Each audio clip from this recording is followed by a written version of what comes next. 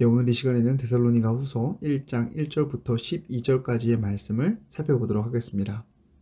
자, 먼저 우리는 오늘 본문의 내용을 전체적으로 묵상하도록 하겠습니다. 1절부터 12절까지의 말씀을 먼저 쭉 묵상하고 난 이후에 그 말씀 가운데 우리가 오늘 하루의 삶 가운데 적용할 부분은 무엇이 있는가 같이 적용해 보면서 오늘 이 시간을 마무리하기를 원합니다. 오늘은 데살로니가 후서의 처음 시간입니다. 따라서 처음 시간이기 때문에 이 데살로니가 후서가 기록된 배경은 무엇인가를 먼저 살펴보고 묵상을 시작하면 좋을 것 같습니다. 데살로니가 후서는 데살로니가 전서가 전달되고 난 몇 달 뒤에 또다시 바울에 의해서 전달된 편지입니다.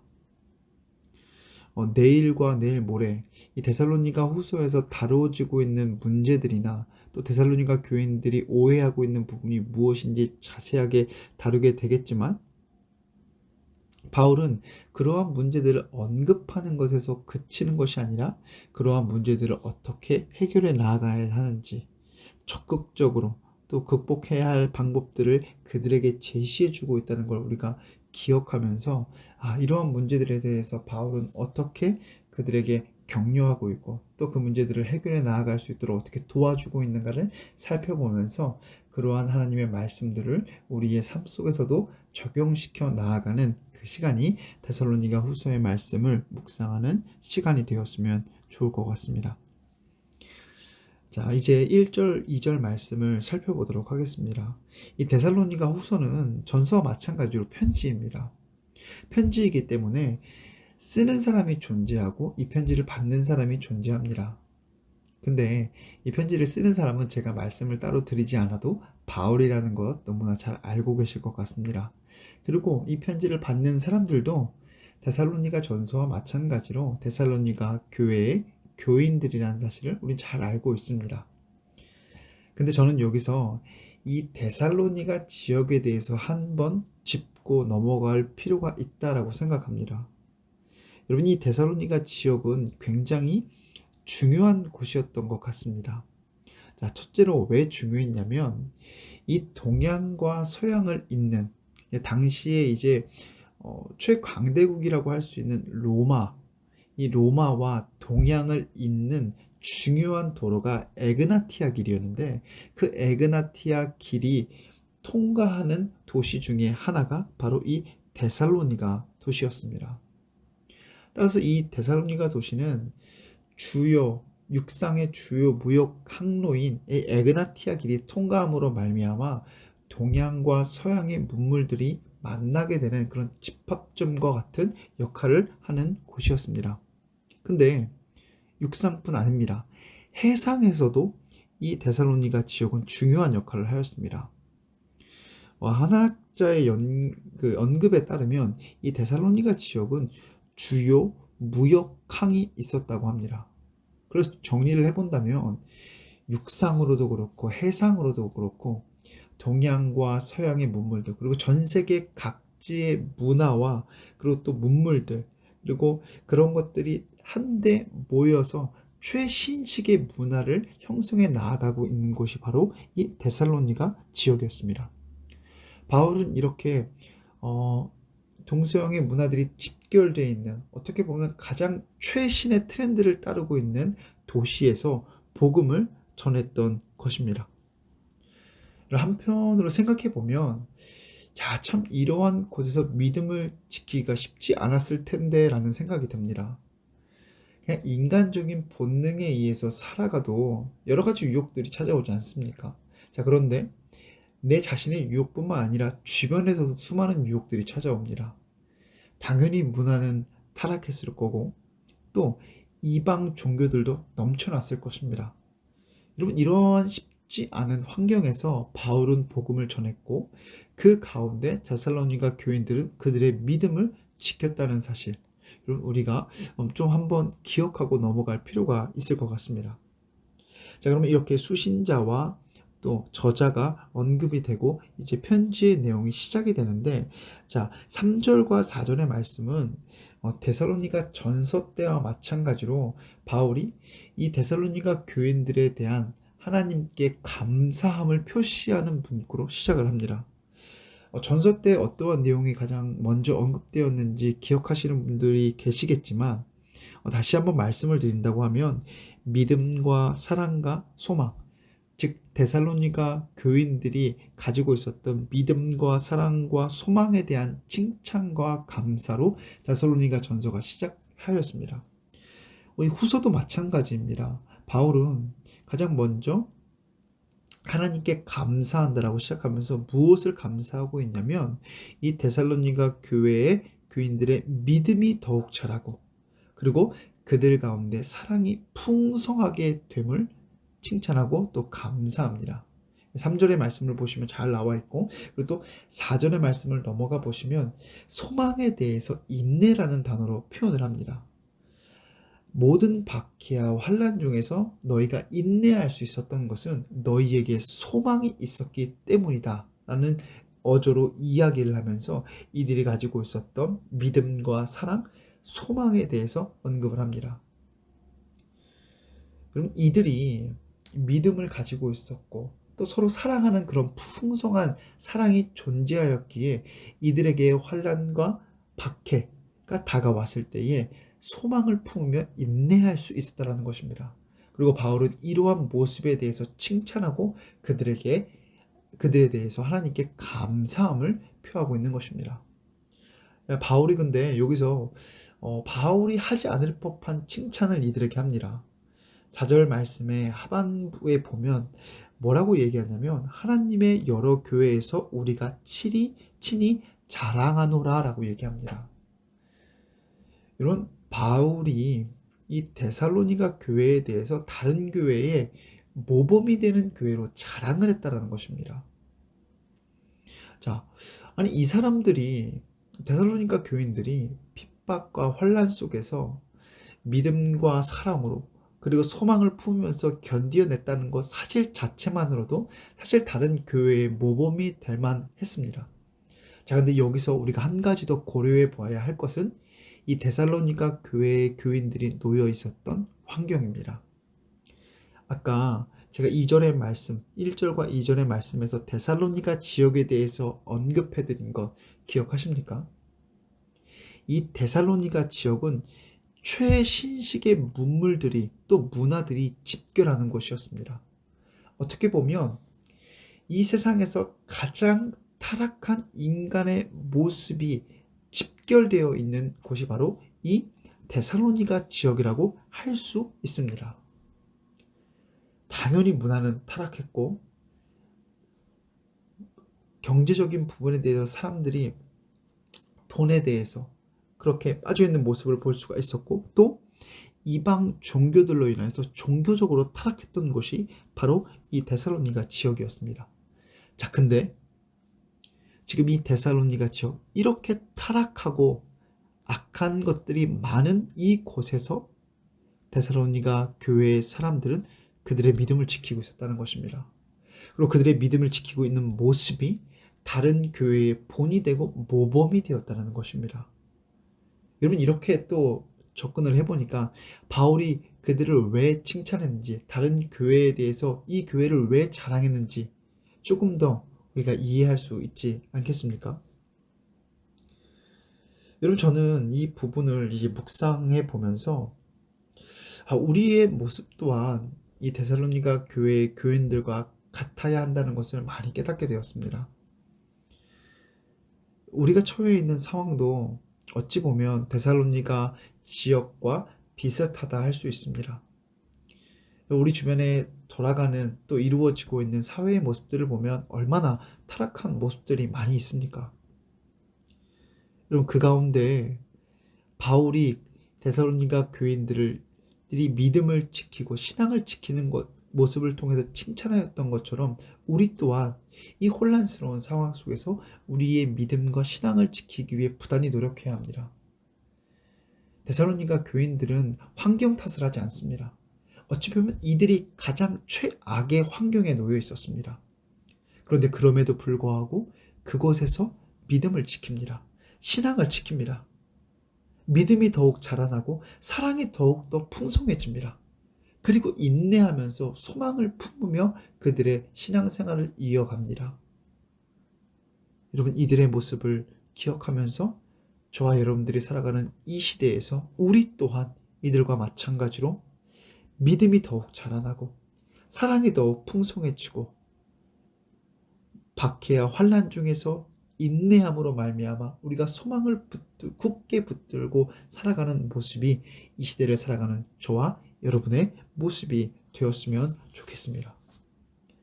자, 이제 바울은 5절부터 10절의 말씀에 걸쳐서 구체적으로 이들이 당하고 있는 고난에 대해 얘기하면서 이 고난에 대한 그리스도인의 태도에 대해서 우리에게 언급을 해주고 있습니다.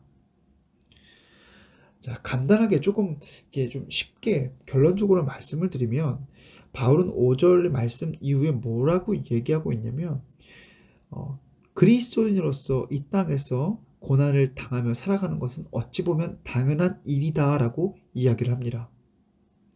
예수님을 따르는 자에게, 예수님을 믿는 자들에게 이 고난과 환난과 핍박은 피할 수 없는 것이다라고 이야기를 합니다.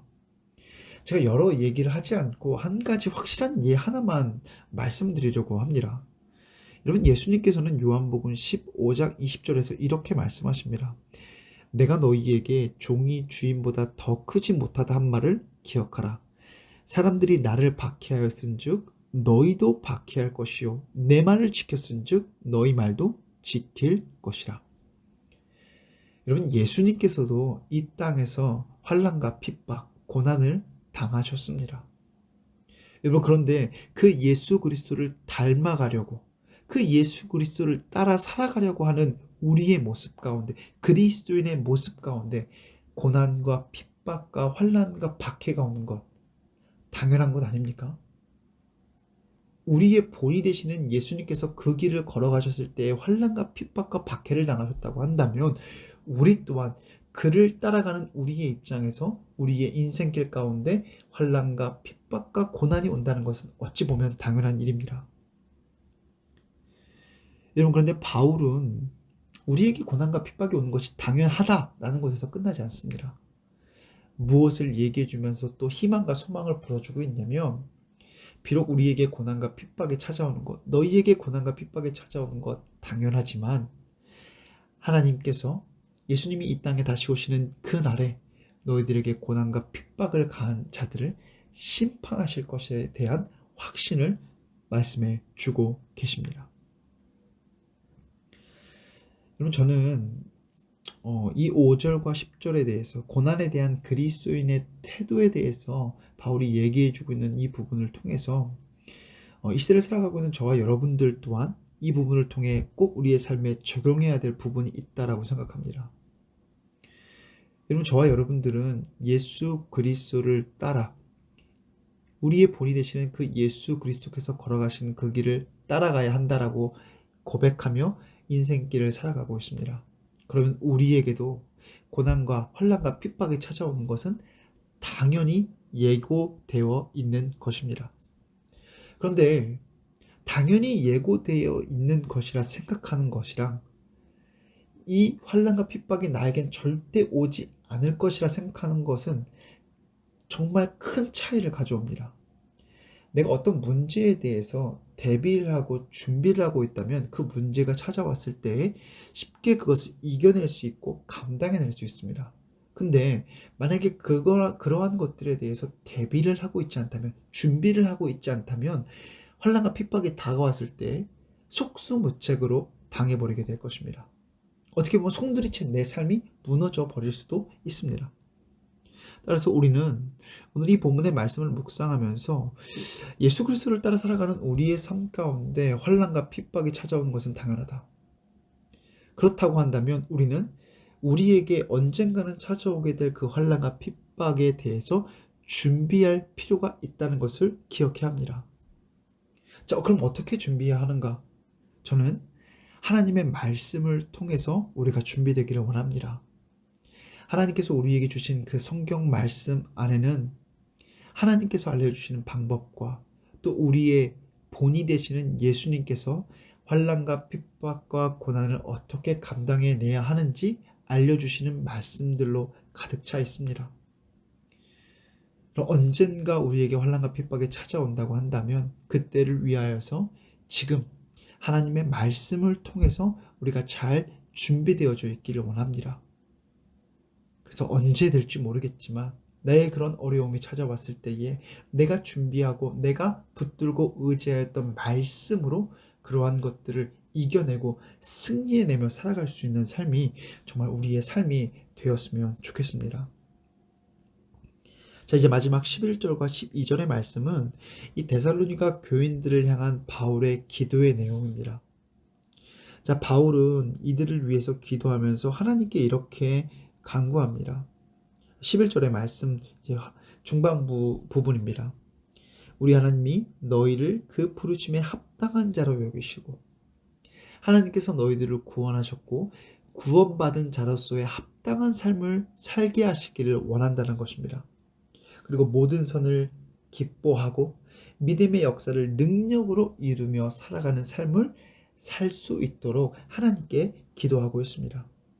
그리고 이 모든 것들이 하나님의 은혜로 이루어지고 너희들의 그러한 삶을 통하여서 하나님의 말씀에 순종하고 또 그런 부르심에 합당한 자로 여기시며 부르심에 합당한 자로 살아가는 삶을 통하여서 너희들의 영광을 나타내는 것이 아니라 하나님과 예수 그리스도의 이름의 영광을 나타내는 삶이 너희들의 삶이 되기를 원한다라고 기도하면서 오늘 본문의 말씀을 마치고 있습니다. 자, 이제 오늘 1절부터 12절까지의 말씀을 쭉 묵상하는 가운데 저는 이 두 가지를 기억하고 오늘 이 시간을 마무리할까 합니다. 그 두 가지 중에 첫 번째는 우리는 예수 그리스도를 믿는 믿음으로 살아가는 우리들의 삶 속에 데살로니가 교회의 교인들이 당했던 핍박과 고난이 언제든지 찾아올 수 있다는 사실을 기억해야 한다는 것입니다. 그리고 기억할 뿐만 아니라 그 핍박과 고난에 대해 견디고 승리할 수 있도록 늘 준비해야 합니다. 제가 그 방법으로 무엇을 말씀드렸습니까? 우리는 하나님의 말씀을 더 가까이 하고 묵상함으로 하나님이 가르쳐 주시고 예수님께서 이 땅에서 보여주셨던 그 핍박과 고난에 대처하는 방법들을 깨닫고 배워야 합니다. 즉 하나님의 말씀으로 그 상황을 승리할 수 있도록 준비해야 하는 것입니다. 여러분, 오늘 하루도 어떤 어려움이 또 어떤 고난과 핍박이 우리에게 찾아올지 모릅니다. 하지만 그 어려움 가운데 하나님이 주신 말씀으로 승리하기를 원합니다. 그리고 이겨내길 원합니다. 그리고 늘 앞으로의 우리의 삶 가운데 늘 하나님의 말씀으로 승리하고 이겨내는 삶이 저와 여러분들의 삶이 되었으면 좋겠습니다. 또 이제 오늘 말씀을 통해 기억하기 원하는 두 번째는 바로 우리는 예수 그리스도를 믿는 믿음의 부르심에 합당한 자로 만드시는 분이 하나님이심을 기억해야 합니다. 11절의 말씀을 다시 한번 잘 보시길 바랍니다. 바울이 지금 너희를 그 부르심에 합당한 자로 여기고라고 이야기할 때에 부르심에 합당한 자로 만드는 것은 사람이 아니라 하나님이심을 분명히 이야기하고 있습니다. 우리 하나님이 너희를 그 부르심에 합당한 자로 여기시고 부르심에 합당한 자로 여기시고 만드시는 분은 내가 아니라 하나님이심을 우리는 깨달아야 합니다. 열심히 기도하면, 열심히 예배하면, 열심히 찬양하면 부르심에 합당한 사람이 되겠지, 참된 그리스도인이 되겠지, 이러한 생각은 우리의 착각일 수 있습니다. 11절의 말씀은 분명히 우리에게 이야기합니다. 우리를 그 부르심에 합당한 자로 여기시는 분은 내가 아니라 나의 노력이 아니라 내 능력이 아니라 하나님이시라고 말씀해주고 있습니다. 부르심에 합당한 자로 예수 그리스도를 믿는 자의 그 부르심에 합당한 자로 우리를 만들어 주시는 분은 하나님이십니다. 오늘 우리는 하나님께 이렇게 기도하기를 원합니다. 하나님, 저의 힘으로 하나님의 부르심에 합당한 자가 되려고 노력하는 것이 아니라 하나님의 인도하심을 따라 하나님의 부르심에 합당한 그리스도인이 될 수 있도록 인도하여 주시옵소서. 내 힘이 아닌 하나님의 인도하심과 하나님의 이끄심으로 말미암아 내가 하나님의 부르심에 합당한 사람이 될 수 있도록 인도해 주시고 도와달라고 간절히 부르짖고 기도하며 오늘 하루 우리의 삶이 꼭 하나님께서 우리를 불러주시는 그 부르심에 합당한 삶이 되시기를 주님의 이름으로 간절히 소망합니다. 기도하겠습니다. 하나님 감사합니다. 데살로니가 후서의 말씀을 묵상하기 시작했습니다. 하나님 이 말씀을 묵상하는 가운데 가장 먼저 하나님이 우리에게 무엇라 말씀하시는지 그 하나님의 음성을 듣게 하여 주시옵시고 그 음성을 그 말씀을 우리의 삶 속에 적용하고 살아낼 수 있도록 꼭 인도하여 주시고 도와 주시옵소서. 오늘 말씀을 통해 우리는 두 가지를 깨닫게 되었습니다. 하나님, 어려움, 고난, 역경, 그 어떤 것이 우리를 찾아온다 할지라도 하나님의 말씀으로 무장되어 있어 그러한 어려움들을 잘 견뎌내고 승리에 나아갈 수 있는 그런 하나님의 백성이, 하나님의 자녀가 그리스도인의 모습이 우리의 모습이 되게 하여 주시옵소서.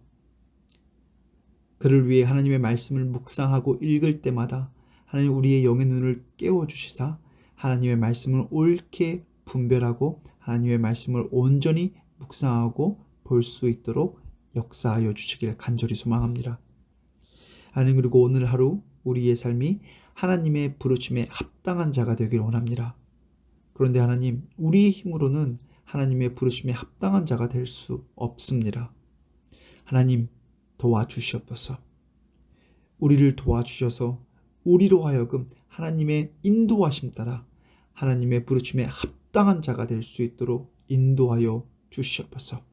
또 우리 또한 하나님의 부르심에 합당한 자가 되기를 노력하고 힘쓰므로 말미암아 하나님의 인도하심으로 우리가 하나님의 부르심에 합당한 자가 되었다라고 고백하며 오늘 하루 하나님께 감사하는 하루가 될 수 있도록 꼭 우리를 인도하여 주시옵소서. 이 모든 말씀 예수님의 이름으로 기도합니다. 아멘.